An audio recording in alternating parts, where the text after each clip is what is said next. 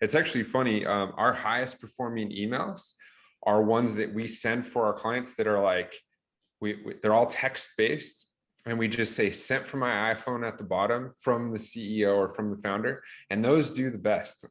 You can't do them every single time, but like having those mixed in, just goes to show, email is a form of personalized messaging. It's not like social media where you're just spamming out a bunch of content. If you send something and it's personal, people are going to respond.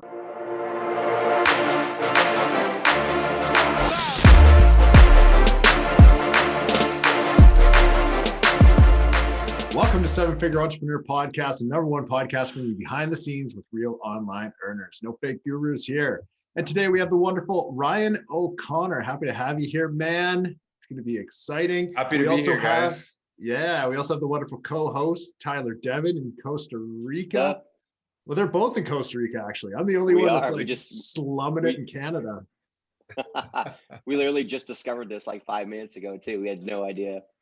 Yeah. I think we're going to be about 15 minutes apart or something like that, 20 minutes, something like that in a couple of days. Yeah. It's crazy. Works out. Ryan said drinks on him, so I said sure. Yeah. You guys could have done like an in-person podcast. It would have been right. Oh, that'd be cool. Poolside, the W. Yeah, we'll do a poolside by the beach. Yeah. Make you jealous, Gabe. Yeah, I already am, man. I already am. It's the weather's actually turned here for the better. It's warmer. I don't have to wear a jacket anymore, so we're good there. But it's no Costa Rica, I'm sure of that. But yeah, so what's going on, guys? Ryan, excited to have you here. You do some email stuff. I don't know anything past that, but I'm excited to find out. So can you kind of give us a little bit of rundown of what it is you do these days? Yeah, of course. So I've been in the e-com industry for about 8 years. I ran my own e-commerce stores. And then what I really loved when I was running my stores is my challenge was I spent a lot of money on advertising and my profits were really low, under 10% a lot of the time. So I was, that was a big struggle, and I was trying to figure out how to improve that. And email marketing and SMS marketing, the channel that helped me boost my profits a lot. And it worked so well for me that I ended up building a service agency about 5 years ago for email marketing. Now we do SMS marketing too. And yeah, we market for various e-commerce clients, even small businesses, that are just starting out, all the way up to, $50, $100 million a year companies. Oh, that's very cool, on our roster. Very cool. So how did you, let's go way back now that we kind of know what you do, and how did you get into the online space? Right out of grad school, I have a degree in psychology. Right after grad school, a company hired me. They thought I was going to be a great fit. Oh, this guy with his master's degree. And within 2 weeks, they're like, oh, you're not experienced enough. And they just laid me off. And so I had rent to pay. This is like almost 10 years ago now. My parents had cut me off. And I was like, I got to make some money. I'm just going to go online and see if I could build someone a website. And that's what started my journey. I eventually stumbled across e-commerce, which I fell in love with, fell into the drop shipping space back when like sending products from China and Facebook ads were really cheap. And it's just been a fun ride. I love, direct to consumer stuff, B2C. Very That's cool. awesome. What was your first store? Sorry. I was just gonna say. It was called Wealth Cases. So I was selling phone cases from China. And it was back when the Facebook targeting was really strong. So I could like target the audience that I found that liked my phone cases the most. They liked like Porsches and Lamborghinis and that kind of stuff. They liked the color red. I actually tested different colors, and they tended to like the color red. And they were from certain cities in the US and a couple in the UK. But yeah, I was just selling phone cases. I'm 100% your demo. Well. Yeah. Look at I even got like a Lego Porsche right here. We're good. Oh yeah. You might have bought one of them back in the day. Maybe, man. Maybe. That's funny. Very cool. Very, very cool. So yeah, let's dig into your email business a little bit. I feel like Tyler, you got all the email questions because Tyler has a huge email company himself. I'm just email buyer over there. Yeah. We got a team of 9 mailers. Oh wow. And Yeah, what kind of this is for you were mentioning like all auto insurance and service-based businesses. yeah, Yeah. all lead gen. We're actually, I think we're the biggest client on two separate ESPs right now. Oh really? Wow. Yeah, That's killer. And no doubt. a lot of that that's all cold email then for lead No, gen. we do a lot of first party data. We need like we actually were playing with kind of what we discussed beforehand. If anyone remembers from old episodes, the whole get email software, where basically you can identify users to your page. It's something we're testing out now, but the majority of our data is all first party. Lead gen's really been booming the last year. Cold email and cold LinkedIn. I mean, I'm sure everyone listening to who's got a LinkedIn or your emails out there, your business email. There's so much cold emailing coming in right now, and it's so good. I've actually invested in a few agencies and consultants from their cold emails because they're very Oh, interesting. personalized. Very relevant to what we do, and we Yeah. found some good partners through it. What do Very you guys cool. like as far as attracting, clients for your company? How do you guys generally go about that? Because you're generally looking for e-commerce stores, people who have a store up now. Is there any like certain criteria that you kind of match for? Yeah, and just to give you guys a frame of reference, we're at about our size of company is about we have about 50 employees, about 3.5 mil a year right now, and growing. So we don't have too many channels. We focused on about two, and we're expanding into our third. But freelance marketplaces have been great for us, like Upwork, Interesting. FreeUp, those types of things. Obviously, referrals. That's always kind of the Yeah. foundation for businesses that are growing. And then over the last year, we've gotten into lead gen, cold email, cold LinkedIn as well, and that's become our second most impactful channel. Interesting. That's very It's interesting cool. to see the email channel evolve. Like it's one of those things. A friend of mine was talking about email one time, and he said it was like the glue that held the internet together. Like if you have an Instagram account or Facebook account, you have an email. Like Yeah. you have anything you have, you generally have an email. If anything, I feel there is a level of like moving to phone numbers now. Like when I sign up for different, if I'm signing up for Verizon for new phone plan or whatever, but still that email is always there. It's always relevant. It's just one of those Yeah. channels that like continues to grow. And we actually, there's everyone on this podcast. I think we've had him on twice before. Is it Scott Rerick? Yep. So I'll hire Scott every year, maybe once or twice a year, and he's awesome, man. He's done like he spent over 100 million on ads, so he knows like the online game super well. But just as far as email channel as a whole, he was telling about this one product on ClickBank where they went to like from like zero to like it was like 20 million a month, so crazy in 6 months, From and email alone, mostly or email. mostly email. Wow. Which goes to That's show you amazing. how much like email can really be used to drive your business at the end of the day. Yeah. And I'm Yeah. sure that's And what you share with your clients too. yeah, yeah. And Tyler, you brought in SMS. I think SMS is still evolving a lot, but SMS has to be a lighter touch point. It's not as rich. It's hard to form like with email, you can have these richer experiences. You have more Mm, space for copy and design, so it's easier to form a deeper connection. It's almost like a personalized magazine sent to your house in a way, right? Or yeah. newsletters. Yeah.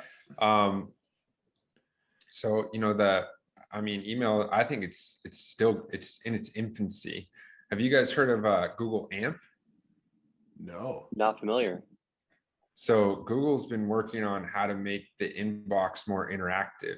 And, because for the last 20 years, there hasn't really, or 30 years, hasn't really been any big technological changes for email itself, Hmm. right? Everything's text-based, HTML static. I think video just got introduced. You can do reviews in email now. Like if you buy a product, you can Oh yeah, click yeah. the star and it, Yeah. but like Google wants to get to the point where the entire shopping experience or the entire, if someone finds your company and wants to reach out for consulting or a chat, all that will be able to be done through email. So, products Wow. display, you could go through and see all the pictures. You can pretty much get to the point up until checkout where you push a button to buy can all be done in email. So users don't have to leave, the comfort of their inbox, reduce Wow, the number that's of steps interesting, to man. purchase. Yeah. Yeah, Yeah. no That's really doubt. cool. And I'm sure that the Huh. store or the email will be personalized to that person. So you're just basically getting a personalized version of that store in your inbox, which Hmm. is genius.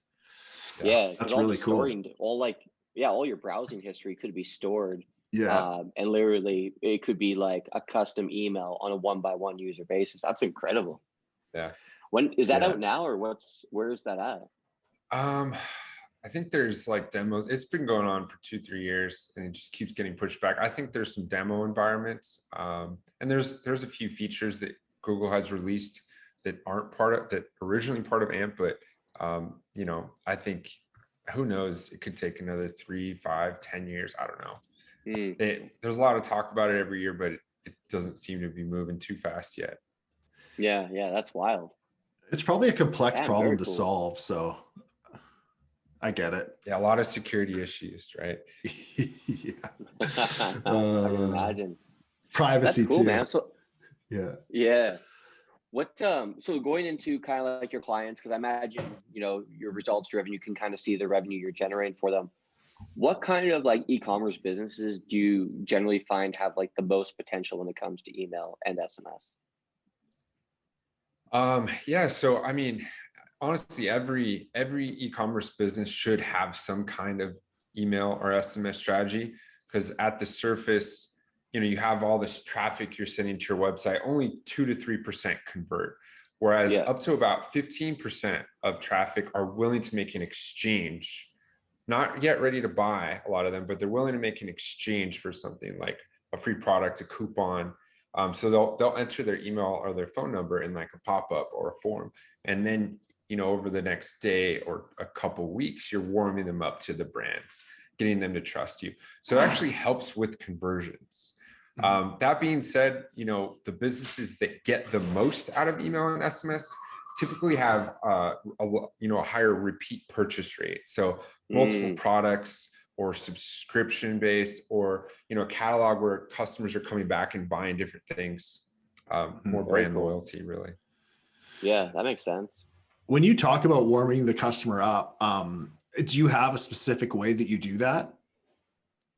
Yeah, you know, there's a couple ways. When you look at e-commerce, email automation, or text automation, or sorry, not automation, email marketing, there's an automation side, and then there's more of a manual side. So anytime someone signs up, based on where they're at in your website, you want to set up an automated sequence that's relevant to what they did. So if they sign up on the homepage, or they're just browsing around the homepage, it's going to be much more high level. Whereas if they get to the cart or the checkout and they're about to buy, you're going to use some more sales techniques and pressure, right? And then there's everything in between. You can get into categories they're browsing, men versus women, or different types of products. So yeah, your messaging is just more personal. So that's the automated side. With manual emails, that's where you're sending stuff like for big holidays, big sales events, or maybe your company has an update, or you have a killer social media post or a blog post. You might want to send that to your email list. That'll build some additional trust, and it's very relevant and timely too. Very cool. Very cool. Very, very cool. So I imagine like when a client comes on, you probably more or less have like an onboarding process, right? Yeah. So as soon as they sign up with us, I mean, we can usually get live within 3 to 4 weeks, and they'll start seeing results, revenue come in within about 4 to 6 weeks. Nice. Man, I was thinking, so Gabe and I had an e-commerce store for a while, and it wasn't huge, but I think it did like 5 million. Yeah, we do watches and all sorts of stuff, but it was like more tactical watches, or specifically walkie-talkie watches. Yeah, those things were hilarious. But anyways, what we found when we were doing e-commerce and with email respectively, we found that the most value per user was found in the abandonment cart sequences. Like we found that we made more money from abandonment cart user than we made from like a buyer even. Is that something common that you've seen? Yes, with those automated emails, abandoned cart, I mean, that's the warmest lead you can get, right? They had money in their hands, they had your products in their other hands, and for whatever reason they left. They got a phone call, they checked a competitor, their bank declined the card, right? So they're like they're ready to buy, and they left. You're just reminding them, hey, we saved your items. It's the easiest way and most impactful way, for sure. Long term though, like if you look at data of your email subscribers over time, over a year, for example, you're going to get the most revenue from customers and repeat Gotcha. customers. Yeah. So those people that Very buy smart. twice, you want to treat special because Yeah, they no will doubt. buy That makes again. sense. Yeah. Do you do SMS on abandonment cart as well? Yeah. Oh yeah.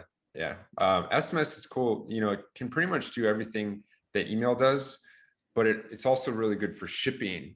Email, you might send an order notification, a shipment notification once, but SMS, you can send live shipping updates. Hey, it's been shipped. Hey, it's in your hometown. Hey, your order will be there in 2 hours, right? And customers actually love that. We've gotten a lot of feedback on that. Yeah, I like that too. Like when I buy stuff online, I know it showed up. Like I'm pumped. Yeah. Like also, I think what's cool about that is it warms up the idea of getting text messages from the brand, right? So let's say you do it for the shipping, then they're not going to be alarmed when you're sending them like sale SMSs and so on and so forth. Yeah. And you can even, you know, there's certain with the shipping, there's even places where you can do an upsell or give them a coupon. Like right when it's actually shipped or when it's first shipped, those are good times where people are really excited. Hey, my order just got shipped, or hey, I just got it. It just arrived at home. Yeah. It's a good time to just add in a little PS or something. Hey, here's PS 10% off more stuff. Yeah, for that's the cool. next I love 24 that, hours. Yeah. One of the best frameworks. You mind if I go for it? Yeah, hit it, man. One of the best frameworks I saw for abandonment cart series was and I don't know if Ezra Firestone made this up, but I don't know if you're familiar, the discount ladder. Yeah. So basically, as like the days progress, the discount for the user gets higher and higher as long as they don't buy. So maybe day 1 you offer 0%, day 2 it's 5%, day 3 it's 10%, and so on until you find that sweet spot where that buyer like eventually pulls the trigger, or that person pulls the trigger, becomes a buyer. Do you have a similar flow like that, or what do you recommend to people as far as how do they build out their abandonment cart sequence? Yeah. So you could do that, and it depends on your brand, right? Some brands don't want to give too many discounts. Some brands are more, you know, it's kind of their brand is to give discounts, right? So that I think that works for discount heavy brands. And then also, like, I also think we've seen, you know, the brands that do that all the time, that have the discount escalation ladder, it actually devalues their brand over time, and customers are only looking for the discounts. So I can see that. a lot of companies are trying to move away from doing that all the time, and they save it for big holiday events like Black Friday, Cyber Monday, or like maybe one of the like Memorial Day, Labor Day, or Prime Day or something like that. And they will use it less often in the abandoned cart sequences than in the past. And a lot of them now use it for, like, let's say on Black Friday, you get a customer buys the first time, then you say, okay, here's 15% off. They buy again. Okay, here's 20% off. They buy again. Here's now 25% off. So you're kind of, instead of trying, you know, escalating the discount to get one purchase, you're escalating the discount and rewarding the customer for buying, right? And they get a better discount each time. I've seen a lot more of that lately. I like that approach, man. Yeah. Maybe Ezra came up with that too. I'm not sure. Nobody owns anything online anymore. Yeah, it's just like recirculating information, you know? Yeah. A lot of times you just see one brand do something cool you've never seen before. And then, you know, all of a sudden it, you know, within 3 months, it's everywhere. Yeah. That's actually cool you brought that up, man. Do you ever like pop on other people's e-commerce lists just to kind of see, you know, what they're doing? And if so, who would you say are some of the few top ones to follow? Yeah, our whole team, we all love e-commerce. We probably shop more than we should. Even some of our team even buys our client stuff. I'm like, why? They would have given it to you for free. They're like, no, I got a good SMS message from you know, that we set up. I'm like, you're falling for your own stuff. But my personal favorite is a brand called Faherty. I don't know if I'm saying it right, but it's Faherty. And they're a West Coast based like beach brand. They have like awesome quality, like bamboo linen. And they have such a good marketing strategy. And I've seen that, you know how you can see your order number, like, hey, 10,000, 100,000, 200,000. Yeah. I've been a customer of theirs for 2 years, and I've seen them go up from the tens of thousands to now in the hundreds of thousands of customers over the last year and a half. But they do marketing very well. That's Damn, really there's cool. one to follow then. That's super cool. I'm actually trying to pull up their site now. They got That's some like sick linen shirts for Costa Rica style. Damn. Nice. That's a huge tip. If you're trying to figure out how to do your email sequencing, just go follow some big brands, put your emails in, abandonment cart, just do it all, and you'll be surprised. The best one that I remember was I think it was Steel Supplements. They were really good back in the day. Steel, yeah.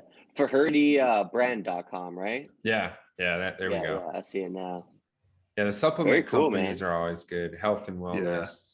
Yeah, it's a lot more aggressive psychology into it. Yeah, very, very aggressive. Do you have any recommendations on which email providers to use for e-com or which SMS providers to use? Yeah, so we used to use multiple platforms 4 or 5 years ago, like MailChimp, Drip. I think we used Active Campaign, but Klaviyo has been our favorite because that's overall we've been able to, on average, we get about 10% more revenue for our clients through Klaviyo than the other platforms. So our average clients making 37% of their sales through Klaviyo, whereas when we were on the other platforms, it was like 25% or something like that. So we just switched, and all of our clients, not all of them, but most of them came with us, and it's just I think it's the best platform right now. They've gotten some big investments over the last few years. They're just growing like crazy. It's amazing. What do you think that? Cool things. Yeah, what do you think that percentage change was from? Just deliverability, or? It's probably a lot of things. Klaviyo is more advanced with the data that they pull from e-commerce platforms, so there's a lot more personalization you could do. The insights into data, so you can actually understand your customer's behavior, is a lot easier through Klaviyo and more thorough. They're also really close with all their customers, so if you're doing anything wrong or doing anything really right, they get reps involved to help you go even further. That's cool. Yeah, there's a lot of things. And then for SMS, there's a war going on right now in the SMS world. It's hard to say what's the best or who's going to win. So, I mean, if you're on Shopify, I think PostScript's the best tool. SMS Bump is another good one. And they're also, I think, on BigCommerce, maybe WooCommerce. Attentive is a great one, but tends to be for bigger companies. There's a couple others. But yeah, there's a battle. I mean, there's no clear winners. Klaviyo does SMS too. I think they've been getting better with it. They're pretty new in the game, though. Tyler, who was the one we used to run with? We ran Klaviyo for a long time, or MailChimp. No, the SMS brand. Oh, shit, man, I forget. That French dude. Yeah. It's a French guy. Yeah. It was some sort of, we talked about in past episodes. Now you got me thinking, man. It was like a Shopify plugin. Yeah. I forget. What I liked about them was they were on a short code. Everything was like pre-approved for delivery and stuff. Is Klaviyo have short codes, or are they like long codes? They have both. Yeah. You can even get your own number, your own dedicated number. I heard right now there's like basically like shared short codes are apparently going away. But like then I talked to some people who are kind of like more in the SMS world, and they're like, oh man, you can still get them, you just gotta know how. So I'm not too sure on that. But it's interesting to see how SMS has really grown. Like if anything, I remember that SMS initially was like a very taboo channel for a lot of stuff. And even now in the lead gen world, a lot of people worried about SMS just because of the compliance. And like, man, you can pop onto TikTok and you see kids be like, if you want to make an extra $500 today, add yourself to the do not call list and then sign up for all these sites and then sue them when you get an SMS. Oh, my it's insane. goodness. Yeah. The regulations are changing so quickly. Yeah. And they're getting so abused, right? But with that said, people have really found SMS to be like a pretty worthwhile channel. And like even the lead gen space, it's been a very interesting channel in the respect that like when I send an email for something, I can reuse that email or reuse that promotion. SMS, I feel like you just burn stuff very quickly. Like you hit one time and like you'll make 10,000. Next time you hit it, you'll make like $600. like the If same you hit this, exact yeah, it doesn't work as SMS, where well. email, it could be like 3 grand, 3 grand, 3 grand. So it's very interesting from a channel. Yeah, How come and it's that's like that? actually Burnt yeah, out? it's because email, there's so many emails in competition for email. You usually on a mass marketing message get 15 to 30% open rates, right? So you're only hitting a fifth of your list, whereas SMS gets like 98. So you're basically, everyone's seeing your promotion the first time around, and you could do, like we've seen, like you could do a quick reminder, hey, bump in the promotion. But whereas email, if you send the same promotion to all the people who didn't see it, or just send it again, you're going to hit another fifth of the list or so. Yeah, it definitely breaks up. But it is a very interesting channel, man. And like we actually one time we SMS'd a list that we built up internally, and we literally took down a call center for 2 days because people were calling in so fast that like their systems were basically toast for 2 days. So it's also a very responsive channel where it's like people respond right a freaking way.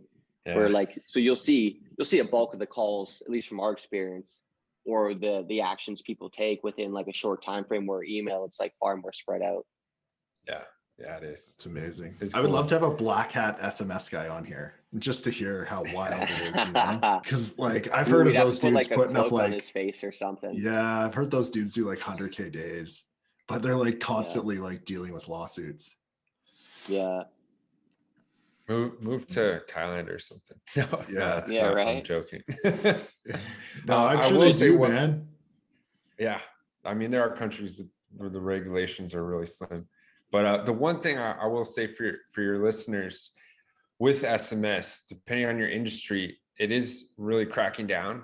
Like especially like CBD, any kind of THC, hemp type stuff. You definitely want to get signed up and start using it right now. Like, do not wait. We're partners with some of the SMS companies, and like, I'm not going to give the name, but a couple of them have stopped accepting certain industries onto the platform. So you can't even sign up anymore. There's a few that are still allowing that in, but they allow, if you're already signed up, they allow you to stay on. Gotcha. But you have to be more careful about the language that you use. So you in those kind of cases, I'd hire a consultant to make sure you're not breaking any laws with the language you use. But yeah, if you're not on SMS, especially in industries where traditionally maybe some more regulations, I would sign up and get it rolling right away, get it active so you have access to SMS. Otherwise it could be taken away forever, you know. Third party that'd platform. Be super unfortunate, no doubt. Yeah, very cool. What one thing I kind of want to get into, and I feel like everyone has like a different opinion on this question, but I get it a lot. How many times should you email your list a month? Yeah, that's a good one. With email, it's a little more flexible. You know, it depends on how big your list is. If you're just starting out, you probably want to keep it to maybe 4 times max, so once a week. But as you grow your list, especially customers and like the bigger businesses, like making 500K, $1 million, or obviously up to the Fortune 500s, they have such massive lists that you can almost, you segment out men, women, people who are buying tennis gear, shoes, whatever it be in your industry. You can start to send promotions just to that group and tailor your messages just to that group. So, we have clients that, 100 emails or more will go out in a month, but it's not going to the whole list. And then you have another segment of people, and that doesn't include autoresponders. That's just campaign blasts. Yeah, just campaign blasts. Yeah. And then you'll have like segments like people who open in the last 30 days or people who open 5 times in the last 30 days. You can always send to those people. If you want to send all your major blasts to them, they're like your VIP fans, right? Mm-hmm. Yeah. So it depends on the size of your list and company, but it can get to the point where you're sending 4 emails a day. Like sign up for Chubby's newsletter. You'll get 4 to 8 emails a day. And they're good too. Yeah. That's crazy. Tyler's frozen, I think, in a very funny, I'll have to check that out. He just looks he's deep in thought. Yeah. He's like, I'm going to send 60 emails this month. Can you guys not hear? No, we can hear you in and out, but your video's just kind of frozen up for a sec. Oh, and he's gone. Just like that. Oh, you're back. Well, welcome back. Thank you. I was chubby shopping for a minute there. I must have lost me. That's so funny. They have great branding, man. They've done a good job with that. And that brand's been around for a while now. Yeah. I don't know if they have the same team, but I was at the Klaviyo conference before COVID hit 2019. And I met the two guys who lead their email marketing department. And it's so funny. They have these like long stashes, like from the 70s. They're super chill. Look like they'd be out fishing, drinking beer. That is that brand 100%, man. It's so good. Their ads are hilarious too. I love it. Tyler, how you doing down there? You a little frozen? Am I back? You are. You just parts of you moving. Yeah, slowly. There we go. That Costa Rica Wi-Fi. Yeah, right. That's so even funny. at the nice hotel, it's not stable. Yeah, it is what it is. It's podcast good for like in the morning, then it slows down for some reason in the afternoon. Really? I think everyone goes and has fun and then they get home and upload millions of pictures on Instagram. It slows down the internet. That's funny that that's like a countrywide thing. I don't understand. Dude, I will not be surprised if that was the way it is here. That's amazing. Very funny. Yeah, I don't know. So if someone's looking to get into email marketing, what would you suggest they do? Like if you're like a noob, you don't know what's going on, how would you suggest to learn it and kind of take that route? If you're a noob or you have a store and you're just kind of starting out, or it's, the first 6 months or so, I still recommend Klaviyo. It looks a little expensive, but it's not. It's actually based on how many emails you send. So I wouldn't sign up for whatever full plan. You can just sign up for the lowest, and then once you hit your cap on emails, upgrade. But they have a lot of out of the box emails that you can use when you're just getting. They're bare bones, but they still work. Ultimately. Your customer base and your subscribers, they want to hear from you. That's why they gave you their email address. That's why they buy your product. So even just sending some personal company updates or how you're growing or something that something cool you've done on social or your product launches, you'll get responses from it. They don't need to be fancy emails. It's actually funny. Our highest performing emails are ones that we send for our clients that are like, they're all text based. And we just say sent from my iPhone at the bottom from the CEO or from the founder. And those do the best. You can't do them every single time, but like having those mixed in, just goes to show, email is a form of personalized messaging. It's not like social media where you're just spamming out a bunch of content. If you send something and it's personal, people are going to respond. It's in their inbox and they look at it. That's super cool, man. I love that. That's a good trick, man. That's very cool. Our best email was a dented box sale, which was just basically a lie. We said that we had a bunch of inventory that had the boxes got messed up in shipping, and the products were 100% fine. And if they weren't, we would take your refund gladly, or we refund you gladly. And we just dented box sale, man. It crushed over and over and over again, no matter what we did. So that's hilarious. Gabe, do you mind if I borrow that? I'm going to share that with my team. No, man, do it. It's amazing. And people just love a deal, so it crushed constantly. Dented box sale. That is so funny. Yeah. It is. And all the boxes were fine. Yeah. Anytime you give people a reason for the discount, it seems like they want to take like that much more advantage of it. Yeah. If anything, it probably then makes sense. Yeah. I don't even know where we got that from, or if I did it myself. I don't remember, man. I think you came up with that. You should be credited with the famous dented box email, Gabe. All right. But there might be someone listening to be like, I did that. How dare you? I hope that's the case. We need someone to take credit for this. Yeah. That's one of those situations where you like step away from work for a few days or a week. And you're on the beach and you're like, dented box sale. You like immediately go back to work on the beach. Let us know how it goes, man, because I think it'll crush for you. Like it worked every time for us. That's so cool. Yeah, I'll let you guys know. We'll probably try. I mean, we'll see what the team says. I'm not. I don't make the decisions on emails anymore, but I'll suggest it to them. It's good. Let you guys know. It never failed me, and we beat it up like monthly. That's so cool. Yeah. That's interesting what you said, because I. Tyler's gone. He's holding on by a string here. It's always when he wants to say something important. You're back. I think if you do it Am I back or no? You're sort of back. Right. You're half back.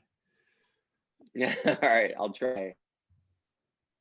Half back. All right. Is this coming through right now? Yeah. No? Yes? Yeah, okay, cool. Yeah. So one thing you said that stood out to me just now is you don't really make many decisions on the email side anymore that goes out. And I'm kind of in the same situation because I don't really focus on the email stuff day to day anymore at all. I get updates and I see things happening, and I do instruct in some capacity, but now we have a few layers of management that things kind of go through before they kind of get to me, and generally by the time it gets to me, it's solved. Talk about how your company's grown, because even growing to 15 people is pretty decent, man. I'd be curious, just like from your perspective, how much your role has changed as you've grown. Yeah. And we're at 50. We're at 15 like before COVID. It's gone crazy over the last year. Oh, so you're 50 now? Yeah, 50 now. Gotcha. Yeah, maybe even a few more. And honestly, my business partner and we used to be the only real email experts, SMS experts in the company. We've had people with us now for three years plus, and they're in it with clients every single day. They're testing new ideas. They're looking at the data, and Dean and I don't have the time for that anymore. And so, they've become better than us.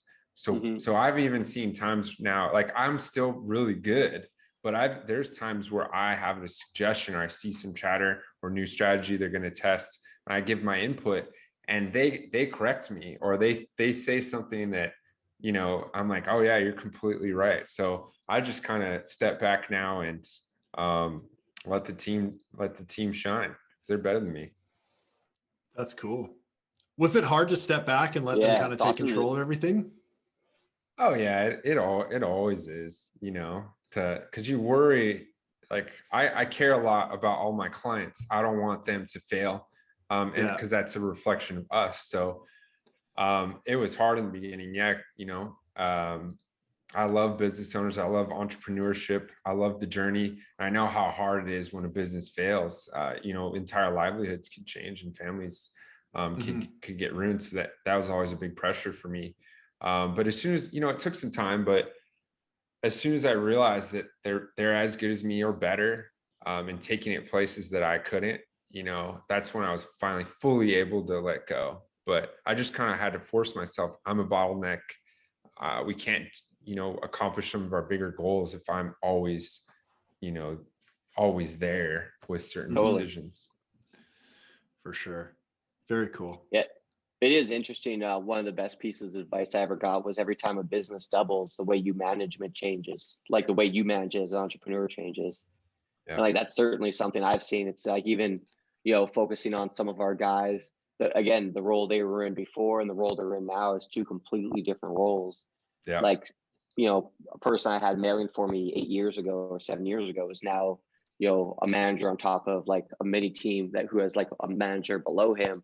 So it's been interesting to see the transformation, and letting go. I agree with you, has been like some of the hardest part of the whole thing, but you only have so much time in the day, and no one's looking where the ship's going. Yeah.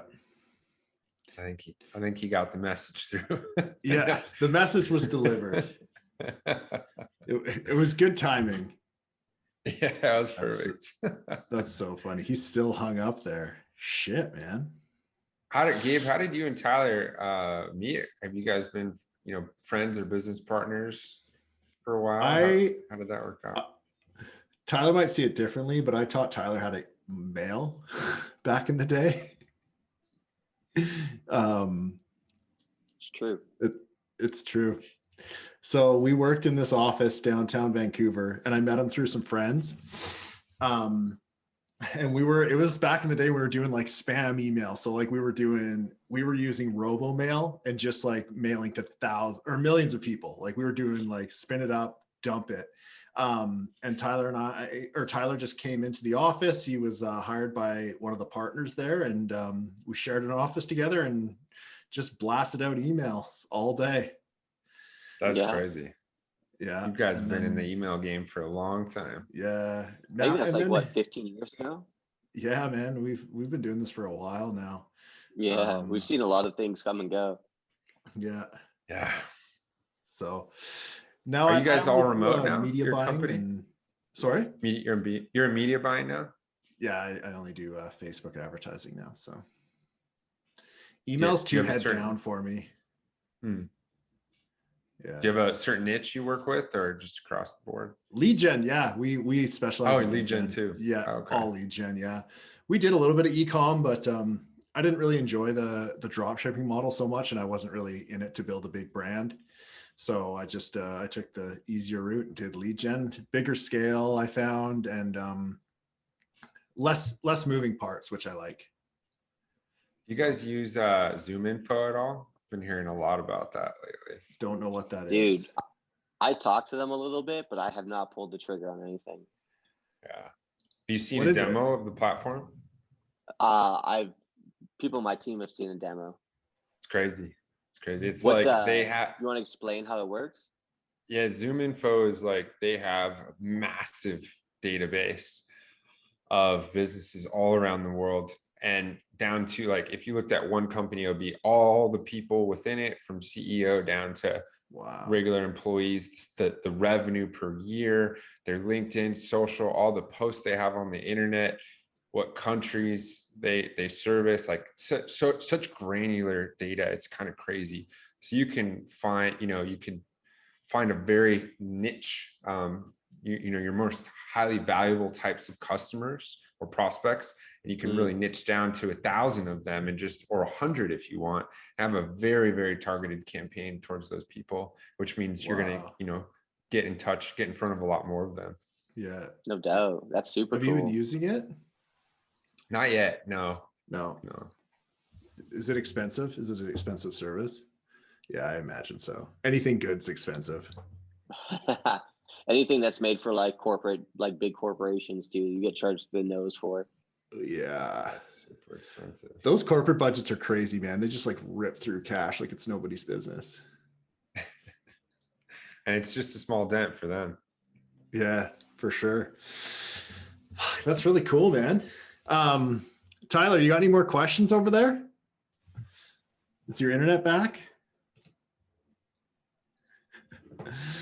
Well, he's dying out.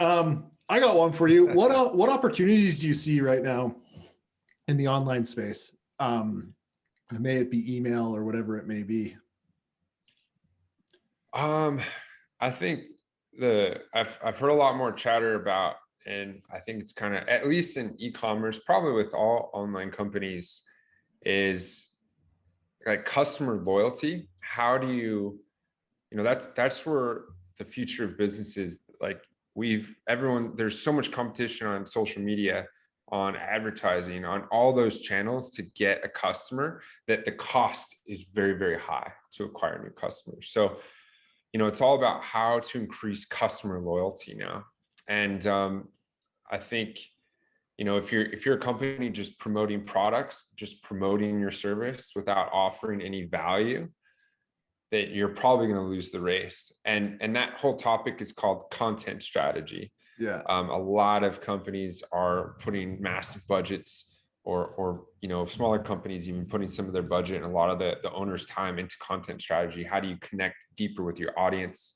How do you get into their lives? Like if you're a fitness brand, for example, you're going to want to help. You're selling maybe fitness programs or maybe supplements or something like that. You're going to there's brands that are going into like sleep, like how do you sleep better? How do you reduce anxiety? What to eat? your fitness routines, like everything that's even remotely revolved to their space. They're almost trying to become, the company's trying to become a guru for their audience, what their audience cares about most. Yeah. And then that just creates this deep loyalty, and it also keeps your company top, like in your customer base's memory. So you're the first person that they think of. You know, Coca-Cola has been doing that for 100 years. That's why you think of them first anytime you think of soda. Your strongest memory in your mind. Who knew that providing value would give customer loyalty, right? But that's really cool. I mean, like, it's such a valid point, because like if you can make your customer feel good, and you're the direct reason for that, then they're 100% going to stay with you. Or if you can fill a gap, and yeah, it's a no-brainer. But it definitely takes more effort from the owner side, but it makes sense long term. It does take more effort from the owner side, but I mean, that also helps, you know, if you love the industry you're in, you have some kind of personal connection with it, it makes it a lot easier. We have this client, her name, her company's Designs by Planner Perfect, and they have a 70% repeat customer rate. When we started with them, they were making $14,000 a month. She had, and they sell these planners for women, like stay-at-home moms or entrepreneurial women. Very How do you cool. kind of like take back your life so you don't feel anxious, you're not working on the business all the time. It's literally a monthly planner, not even a yearly planner. And she has podcasts, she's on Instagram every day, not every day, but you know, a couple times a week. She has a team now to help her edit, but she's always there helping her audience become better women or better mothers or better entrepreneurs. But she sells a planner, and her 70% of her business, she's now you know, in the six figures every month in sales. Wow, that's huge. And they and they, you know, they're from a small town in the middle of the country, you know, like acres and acres with no neighbors, and they're just absolutely killing it. Their fans are so loyal to them. Yeah, that's very cool. I know someone with a brand like that too, but it doesn't do those kind of numbers. But that's insane, dude. That's very cool. So if anybody wants to get a hold of you, what is the best way to do so? So you can reach out on our website, Worth, WORTH, ecommerce.com. If you want to get a hold of me directly, you can find me on LinkedIn. Just search Ryan O'Connor, Worth e-commerce, and you'll find me. You can just connect with me there. Those are probably the two best ways. Nice. Yeah, we'll include a link below for you to make it easy for all the listeners to connect up with Ryan here. Sorry for the technical difficulties. You know, those different country Wi-Fi's are not always the best, but yours held strong, and you're not that far away from Tyler, so maybe it's just his hotel. I made sure that nice. It's important.